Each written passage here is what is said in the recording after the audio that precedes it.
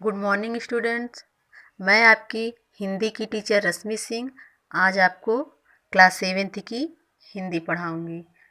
तो बच्चों, आज हम सागरिका के देश गीत नामक पाठ को पढ़ेंगे। इस कविता की कुछ पंक्तियों को हम पहले ही समझ लिए थे। आइए आज कुछ बची हुई पंक्तियों को भी समझते हैं। तो देख लेते हैं। सबसे पहले मैं कविता की उन पंक्तियों का सस्वर वाचन करती हूँ। तो आइए चलते हैं। सजल अंक तेरा सभी को अभय है, भारत जननी अम्ब तेरी विजय है। उदधि शंख और तूरे बादल बजाता, बिहग रहो सदा वंदना गीत गाता। नमन कर रहे सूर्य और चंद्र तारे, सृजन हास में कोप में पर प्रलय है।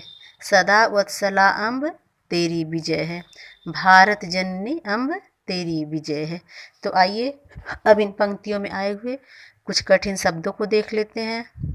अंक का अर्थ होता है गोद।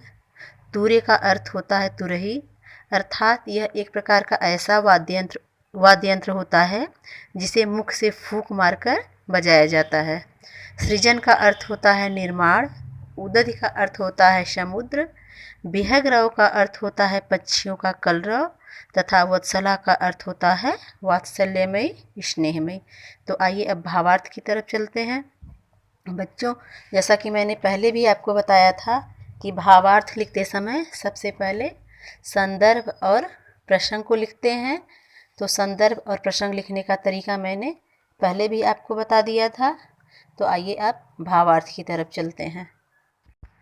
सजल अंक तेरा सभी को अभय है, भारत जननी अम्ब तेरी विजय है।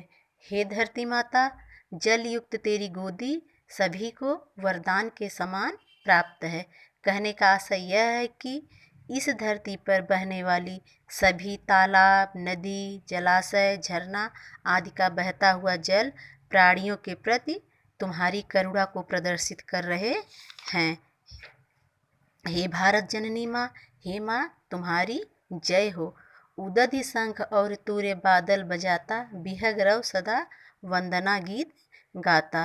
विशाल सागर की ऊंची ऊंची लहरों को देखकर ऐसा लगता है कि वह शंखनाद कर रहा है तथा बादल की गड़गड़ाहट को सुनकर ऐसा प्रतीत होता है कि वह तुरही बजा रहा है तथा पक्षियों का कलरव एवं उनकी मधुर आवाज़ को सुनकर ऐसा लगता है कि वे तुम्हारे गुणगान में सदैव गीत गा रहे हैं। नमन कर रहे सूर्य और चंद्र तारे, सृजन हास्य में कोप में पर प्रलय है। हे धरती माता, सूर्य, चंद्रमा और तारों की सुंदरता को देखकर ऐसा प्रतीत होता है कि वे सदैव तुम्हारे सामने नतमस्तक हैं, अर्थात तुम्हारे सामने नमन कर रहे हैं। हे माँ, तुम्हारी हंसी में अर्थात तुम्हारे प्रसन्न रहने पर नवनिर्माण तथा प्राणियों को नवजीवन मिलता है एवं सृष्टि का विकास होता है, परंतु तुम्हारे क्रोधित होने पर प्रलय अर्थात सृष्टि का नाश हो जाता है। कहने का आशय यह है कि हे धरती माँ, जब हम तुम्हारे अनुकूल चलते हैं तब आप सृष्टि के विकास के रूप में हर जगह हरियाली, हरे भरे पेड़ पौधों के रूप में अपनी प्रसन्नता प्रकट करती हैं, परंतु जब हम प्रकृति के साथ छेड़छाड़ करते हैं तब प्रलय के रूप में आपकी क्रोध का सामना करना पड़ता है। सदा वत्सला अम्ब तेरी विजय है, भारत जननी अम्ब तेरी विजय है। हे सब पर माँ के समान सदैव करुणा एवं प्रेम करने वाली, स्नेहमयी, वात्सल्यमयी तेरी विजय हो, अर्थात हे भारत जननी, हे भारत माँ तेरी सदैव विजय हो। तो बच्चों, आइए अब इन कविता की इन पंक्तियों को न पढ़कर केवल आपको भावार्थ समझाती हूँ, जिससे आपको अच्छी प्रकार से समझ में आ जाए। हे धरती माता, जल युक्त तेरी गोदी सभी को वरदान के समान प्राप्त है। कहने का आशय यह है कि इस धरती पर बहने वाली सभी तालाब, नदी, जलाशय, झरना आदि का बहता हुआ जल प्राणियों के प्रति तुम्हारी करुणा को प्रदर्शित कर रहे हैं। हे भारत जननी माँ, तुम्हारी सदैव जय हो।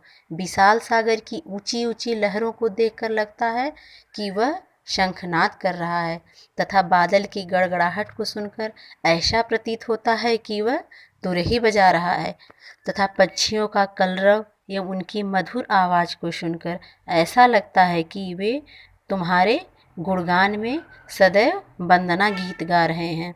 सूर्य, चंद्रमा और तारों की सुंदरता को देखकर ऐसा प्रतीत होता है कि वे सदैव तुम्हारे सामने नतमस्तक हैं, अर्थात तुम्हें नमन कर रहे हैं। हे भारत माँ, तुम्हारी सदैव जय हो। हे माँ, तुम्हारी हंसी में अर्थात तुम्हारे प्रसन्न रहने पर नव निर्माण तथा नव जीवन मिलता है एवं सृष्टि का विकास होता है, परंतु तुम्हारे क्रोधित होने पर प्रलय अर्थात सृष्टि का नाश हो जाता है। कहने का आशय यह है कि हे धरती माँ, जब हम तुम्हारे अनुकूल चलते हैं तब आप सृष्टि के विकास के रूप में हर जगह हरियाली, हरे भरे पेड़ पौधों के रूप में अपनी प्रसन्नता प्रकट करती हैं, परंतु जब हम प्रकृति के साथ छेड़छाड़ करते हैं तब प्रलय के रूप में आपके क्रोध का सामना करना पड़ता है। हे सब पर माँ के समान सदैव करुणा एवं प्रेम करने वाली स्नेहमयी वात्सल्यमयी तेरी विजय हो, अर्थात हे भारत जननी, हे भारत माँ, तेरी सदैव विजय हो। बच्चों, इस कविता के माध्यम से हमें भारत देश के प्राकृतिक सौंदर्य के बारे में पता चलता है तथा हमें कविता की इस पंक्ति सृजन हास्य में कोप में पर प्रलय है से यह संदेश मिलता है कि हमें सदैव प्रकृति के अनुकूल कार्य करना चाहिए। अगर हम प्रकृति के अनुकूल रहेंगे तो हमारा एवं सृष्टि का विकास संभव है, परंतु यदि हम प्रकृति के साथ छेड़छाड़ करेंगे तो हमारा प्रलय निश्चित है। इसलिए बच्चों, हमें सदैव प्रकृति के अनुकूल कार्य करना चाहिए। और हाँ बच्चों, एक ज़रूरी बात, आप दिए हुए गृह कार्य को अवश्य पूरा कीजिए। धन्यवाद।